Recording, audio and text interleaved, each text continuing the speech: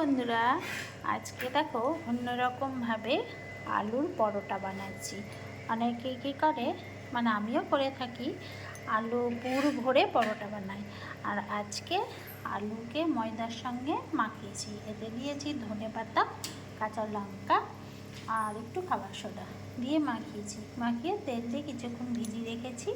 রেখে এই যে বেলেছি, শাঁখা চলছে। আর এখানে কিছু পরোটা হয়ে গেছে।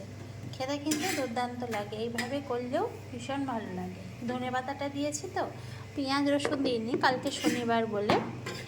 আর পেঁয়াজ রসুন দিয়ে করলেও কিন্তু খুবই ভালো লাগে খেতে, জানো তো। আর এটা ময়দা দিয়ে বেলতে হবে, যেহেতু খুব নরম হয়েছে আলুটা মাখার জন্য। আর একটু টমেটো কুচি দিয়েছি, পেস্ট করে দিয়েছি টমেটোটা, ওই জন্য একটু নরম নরম হয়েছে। রুটিটা মানে পরোটাটা আর কি ময়দা দিয়ে বেলেছি, তেল দিয়ে বেলিনি। যাই হোক, আমার এই রেসিপিটা তোমাদের কেমন লাগলো অবশ্যই কিন্তু জানিও।